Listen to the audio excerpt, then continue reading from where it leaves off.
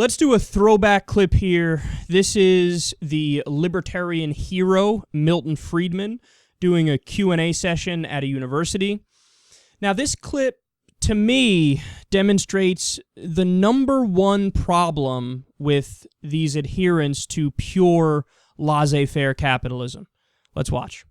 This has to do with the Ford Pinto. I'm not sure if you're aware of the recent revelations that have come out about the production of that car.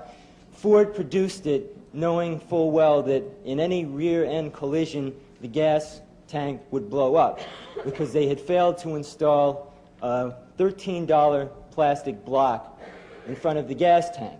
And Ford estimated in an internal memo that that would cost about 200 lives a year. And they estimated further that the cost of each life would be $200,000.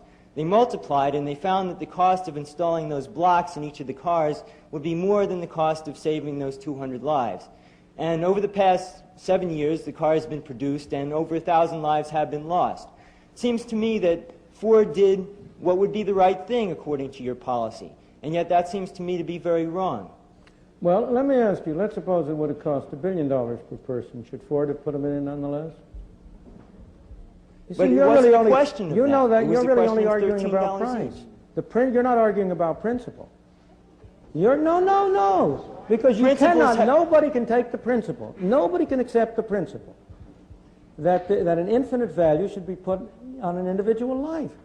Because in order to get the money involved, in order to get the resources involved, it's not money. In order to get the resources, they have to come from somewhere.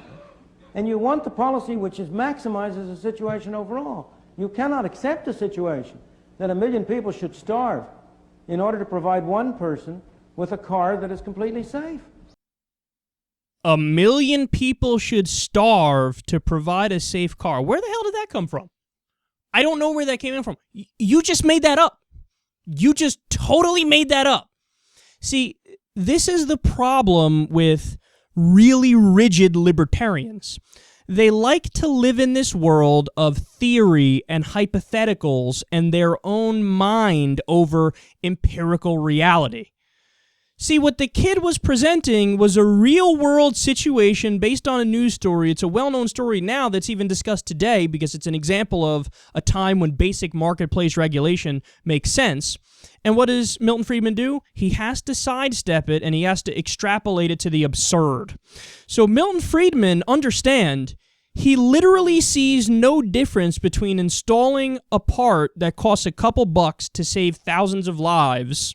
There's no difference in his mind between that and installing a part that costs $1 billion. To him, both of those things are the same because the principle is the same, and it's an immoral restriction on liberty. So think of how backwards his moral structure and his moral belief system is. He's more outraged over evil government bureaucrats stepping in and telling somebody to put a part on a car that costs a couple bucks and saves 1,000 lives. He's more angry at the government bureaucrat than at the company which made a calculated decision to save a couple bucks per car and let thousands of people die as a result of it.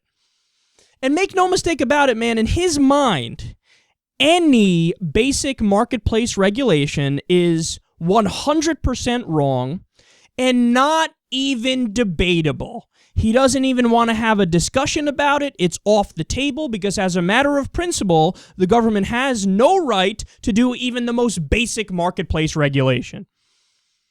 So let's go ahead and think about how this would apply in other areas. And to be clear, this is what they admit to. I'm not, making this all up myself as some sort of progressive straw man. They admit that, for example, they want to get rid of the FDA. So FDA, USDA, they do not want your food to get inspected. They do not want your medicine to be verified and proven to be effective and to have regulation of the market of medicine.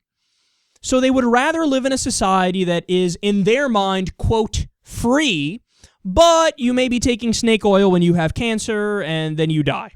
Now, they would argue, well, look, the market would sort that all out because if somebody's selling a product that doesn't work and somebody dies because of it, well, the word is going to spread, and then people will realize in due time that, well, the place is going to go out of business because they go, okay, don't trust them. They're bad. I know their product doesn't work. Here's the problem with that ideology. How long will it take and how many people are going to die in the meantime while you're waiting for people to catch up with the brazen, disgusting lie that's been perpetrated?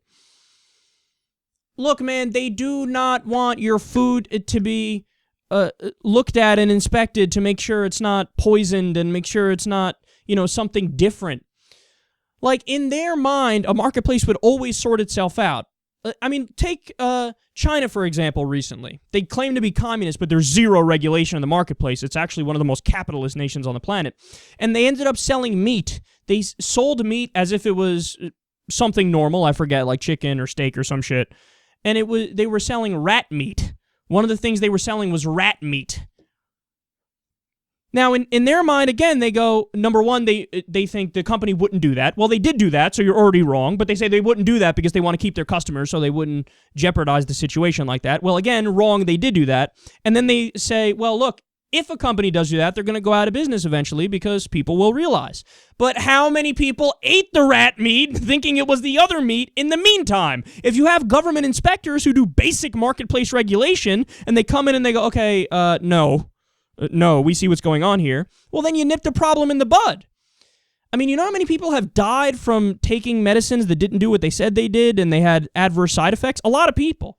And there you need government regulations to say, okay, you're going to have to pull that product down because it doesn't have the same effects that they claim it has.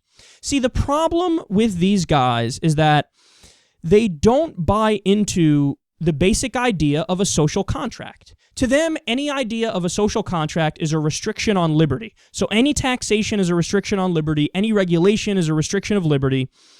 And they disregard the obvious reality that all modern civilizations have some form of a social contract with taxation, with basic marketplace regulation to prevent the abuses of the marketplace. Another issue, externalities. Milton Friedman has no good answer for externalities.